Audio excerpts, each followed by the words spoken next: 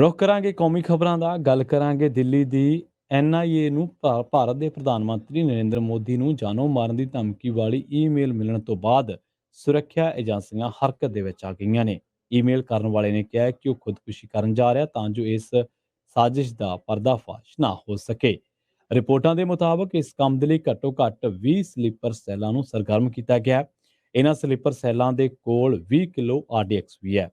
Email ਇਹ ਗੱਲ ਦੀ ਸ਼ਾਦੀ ਭਰਦੀ ਹੈ ਕਿ ਕਤਲ ਦੀ ਸਕੀਮ ਤਿਆਰ ਹੋ ਚੁੱਕੀ ਹੈ ਤੇ ਲਾਗੂ ਹੋਣ ਦੀ ਉਡੀਕ ਕੀਤੀ ਜਾ ਰਹੀ ਹੈ। ਦੱਸਿਆ ਜਾ ਰਿਹਾ ਹੈ ਕਿ ਇਸ ਸਕੀਮ ਦੇ ਨਾਲ ਕਈ ਅੱਤਵਾਦੀ ਜਥੇਬੰਦੀਆਂ ਵੀ ਜੁੜੀਆਂ ਹੋਈਆਂ ਨੇ। NIA ਦੀ ਮੁੰਬਈ ਸ਼ਾਖਾ ਜਿਸ ਨੂੰ ਇਹ ਈਮੇਲ ਮਿਲੀ ਹੈ ਉਸਨੇ ਕਿਹਾ ਹੈ ਕਿ ਉਸਨੇ ਕਈ ਹੋਰ ਏਜੰਸੀਆਂ ਦੇ ਨਾਲ ਇਹ ਈਮੇਲ ਸਾਂਝੀ ਕਰ ਲਈ ਹੈ। ਸਾਈਬਰ ਸੁਰੱਖਿਆ ਏਜੰਸੀ ਹੁਣ ਉਸ IP ਪਤੇ ਦੀ ਪਛਾਣ ਕਰਨ ਦੀ ਕੋਸ਼ਿਸ਼ ਕਰ ਰਹੀ ਹੈ ਜਿਸ ਤੋਂ ਇਹ ਈਮੇਲ ਭੇਜੀ ਗਈ ਹੈ।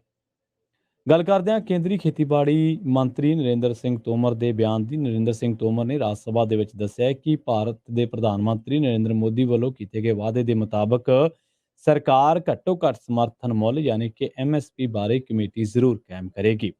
ਉਹਨਾਂ ਨੇ ਕਿਹਾ ਹੈ ਕਿ ਉਹ ਸੰਯੁਕਤ ਕਿਸਾਨ ਮੋਰਚੇ ਵੱਲੋਂ ਇਸ ਕਮੇਟੀ ਦੇ ਲਈ ਭੇਜੇ ਜਾਣ ਵਾਲੇ ਨਾਵਾਂ ਦੀ ਉਡੀਕ ਕਰ ਰਹੇ ਨੇ। ਤੋਮਰ ਨੇ ਕਿਹਾ ਹੈ ਕਿ 3 ਨਵੇਂ ਖੇਤੀ ਕਾਨੂੰਨਾਂ ਦੇ ਖਿਲਾਫ ਕਿਸਾਨਾਂ ਦੇ ਵੱਲੋਂ ਸਾਲ ਭਰ ਕੀਤੇ ਗਏ ਰੋਸ ਮੁਜ਼ਾਹਰਿਆਂ ਤੋਂ ਬਾਅਦ ਪ੍ਰਧਾਨ ਮੰਤਰੀ ਵੱਲੋਂ ਕੀਤੇ ਗਏ ਵਾਅਦੇ ਦੇ ਮੁਤਾਬਕ ਸਰਕਾਰ MSP ਬਾਰੇ ਕਮੇਟੀ ਬਣਾਉਣ ਦੇ ਲਈ ਵਚਨਬੱਧ ਹੈ। ਉਹਨਾਂ ਕਿਹਾ ਹੈ ਕਿ ਪ੍ਰਧਾਨ ਮੰਤਰੀ ਨੇ ਕਿਹਾ ਹੈ ਕਿ ਜੈਵਿਕ ਖੇਤੀ, ਫਸਲੀ ਵਿਭਿੰਨਤਾ ਅਤੇ MSP ਨੂੰ ਹੋਰ ਪਾਰਦਰਸ਼ੀ ਬਣਾਉਣ ਦੇ ਲਈ ਇੱਕ ਕਮੇਟੀ ਬਣਾਈ ਜਾਵੇਗੀ। ਸਰਕਾਰ ਇਹਨਾਂ ਮੁੱਦਿਆਂ ਤੇ ਕੰਮ ਕਰ ਰਹੀ ਹੈ। ਉਹਨਾਂ ਕਿਹਾ ਕਿ ਅਸੀਂ ਸੰਯੁਕਤ ਕਿਸਾਨ ਮੋਰਚੇ ਨੂੰ ਨਾ ਭੇਜਣ ਦੇ ਲਈ ਕਹਿ ਦਿੱਤਾ ਹੈ। ਅਸੀਂ ਉਹਨਾਂ ਦੇ ਨਾਲ ਗੱਲਬਾਤ ਵੀ ਕਰ ਰਹੇ ਹਾਂ। ਜਿਵੇਂ ਹੀ ਉਹ ਨਾ ਭੇਜ ਦੇਣਗੇ ਕਮੇਟੀ ਦਾ ਗਠਨ ਹੋ ਜਾਵੇਗਾ। ਖੇਤੀਬਾੜੀ ਮੰਤਰੀ ਨਰਿੰਦਰ ਸਿੰਘ ਤੋਮਰ ਨੇ ਦੱਸਿਆ ਕਿ ਪ੍ਰਧਾਨ ਮੰਤਰੀ ਫਸਲ ਬੀਮਾ ਸਕੀਮ ਯਾਨੀ ਕਿ PMSBY ਦੇ ਤਹਿਤ ਕੇਂਦਰ ਅਤੇ ਰਾਜਾਂ ਦੇ ਵਿਚਾਲੇ ਸਬਸਿਡੀ ਦੀ ਹਿੱਸੇਦਾਰੀ ਦੇ ਵਿੱਚ ਸੋਧ ਸੰਬੰਧੀ ਕੋਈ ਵੀ ਤਜਵੀਜ਼ ਵਿਚਾਰ ਅਧੀਨ ਨਹੀਂ ਹੈ।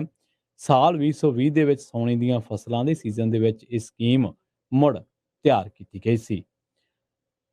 ਵਧਦੇ ਹਾਂ ਅਗਲੀ ਖਬਰ ਦੇ ਵੱਲ। ਗੱਲ ਕਰਦੇ ਹਾਂ ਪ੍ਰਿਯੰਕਾ ਗਾਂਧੀ ਦੇ ਬਿਆਨ ਦੀ। ਕਾਂਗਰਸੀ ਆਗੂ ਪ੍ਰਿਯੰਕਾ ਗਾਂਧੀ ਵਾਡਰਾ ਨੇ ਉੱਤਰ ਪ੍ਰਦੇਸ਼ ਦੀ ਭਾਜਪਾ ਸਰਕਾਰ ਤੇ ਚੁਟਕੀ ਲੈਂਦਿਆਂ ਕਿਹਾ ਕਿ ਯੋਗੀ ਸਰਕਾਰ ਨੂੰ ਪੇਪਰ ਲੀਕ ਮਾਮਲੇ ਉੱਤੇ ਚਰਚਾ ਕਰਨੀ ਚਾਹੀਦੀ ਹੈ। ਪ੍ਰਿਯੰਕਾ ਨੇ ਕਿਹਾ ਕਿ ਅਜਿਹੀਆਂ ਕਾਰਵਾਈਆਂ ਦੇ ਵਿੱਚ ਸ਼ਾਮਲ ਸਿਸਟਮ ਤੇ ਅਜੇ ਤੱਕ ਕੋਈ ਬੁਲਡੋਜ਼ਰ ਨਹੀਂ ਚੱਲਿਆ।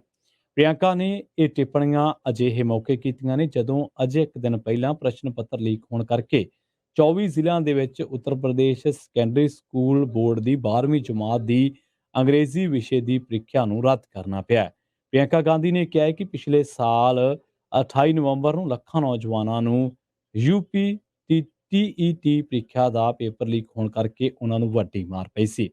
ਉਦੋਂ ਵੀ ਕਾਰਵਾਈ ਦੇ ਨਾਂ ਉੱਤੇ ਉਹਨਾਂ ਕਿਹਾ ਕਿ ਮਹਿਜ਼ ਦਿਖਾਵਾ ਕੀਤਾ ਗਿਆ ਸੀ। ਕਾਂਗਰਸ ਦੀ ਜਨਰਲ ਸਕੱਤਰ ਨੇ ਕਿਹਾ ਕਿ ਉੱਤਰ ਪ੍ਰਦੇਸ਼ ਦੇ ਨੌਜਵਾਨਾਂ ਨੂੰ ਅਜੇ ਤੱਕ ਇਹ ਪਤਾ ਨਹੀਂ ਲੱਗ ਸਕਿਆ ਕਿ ਪੇਪਰ ਲੀਕ ਪਿੱਛੇ ਉੱਤਰ ਪ੍ਰਦੇਸ਼ ਦੇ ਕਿਸ ਭ੍ਰਿਸ਼ਟ ਸਿਸਟਮ ਦਾ ਹੱਥ ਹੈ। ਪ੍ਰਿਯੰਕਾ ਨੇ ਦਾਅਵਾ ਕੀਤਾ ਹੈ ਕਿ ਹੁਣ ਇਸੇ ਭ੍ਰਿਸ਼ਟ ਪ੍ਰਬੰਧ ਕਰਕੇ ਇੱਕ ਹੋਰ ਪੇਪਰ ਲੀਕ ਮਾਮਲਾ ਵਾਪਰ ਗਿਆ ਹੈ। ਐਤਕੀ ਵੀ ਸਰਕਾਰ ਕਾਰਵਾਈ ਕਰਨ ਦਾ ਦਿਖਾਵਾ ਕਰਕੇ ਢੰਗ ਸਾਰ ਰਹੀ ਹੈ। ਪ੍ਰਿਯੰਕਾ ਨੇ ਯੋਗੀ ਆਦਿੱਤਿਆਨਾਥ ਸਰਕਾਰ ਨੂੰ ਨਿਸ਼ਾਨਾ ਬਣਾਉਂਦਿਆਂ ਕਿਹਾ ਕਿ ਪੇਪਰ ਲੀਕ ਦੀ ਰਿਪੋਰਟ ਨਸ਼ਰ ਕਰਨ ਵਾਲੇ ਪੱਤਰਕਾਰਾਂ ਨੂੰ ਤਾਂ ਜੇਲ੍ਹ ਭੇਜਿਆ ਜਾ ਰਿਹਾ ਹੈ।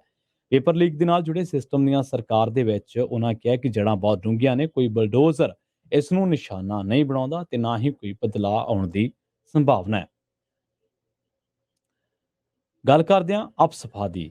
ਇੱਕ ਮਹੱਤਵਪੂਰਨ ਫੈਸਲਾ ਲੈਂਦੇ ਹੋਏ ਕੇਂਦਰ ਨੇ ਇਹ ਗੱਲ ਕਹੀ ਹੈ ਕਿ ਉੱਤਰ ਪ੍ਰਦੇਸ਼ ਰਾਜਾਂ ਨਾਗਾਲੈਂਡ, ਅਸਾਮ ਅਤੇ ਮਣੀਪੁਰ ਦੇ ਵਿੱਚ ਵਿਵਾਦਗ੍ਰਸਤ armed forces special powers act ਯਾਨੀ ਕਿ ਅਪਸਫਾ ਦੇ ਅਧੀਨ ਆਉਂਦੇ ਇਲਾਕਿਆਂ ਨੂੰ ਘਟਾਇਆ ਜਾਵੇਗਾ। ਕੇਂਦਰੀ ਗ੍ਰਹਿ ਮੰਤਰੀ ਅਮਿਤ ਸ਼ਾਹ ਨੇ ਟਵੀਟ ਕਰਕੇ ਇਸ ਦੀ ਜਾਣਕਾਰੀ ਦਿੱਤੀ ਹੈ। ਉਹਨਾਂ ਨੇ ਕਿਹਾ ਹੈ ਕਿ ਇੱਕ ਮਹੱਤਵਪੂਰਨ ਕਦਮ ਚੁੱਕਦੇ ਹੋਏ ਪ੍ਰਧਾਨ ਮੰਤਰੀ ਨਰਿੰਦਰ ਮੋਦੀ ਦੀ ਨਿਰਣਾਇਕ ਅਗਵਾਈ ਦੇ ਵਿੱਚ ਭਾਰਤ ਸਰਕਾਰ ਨੇ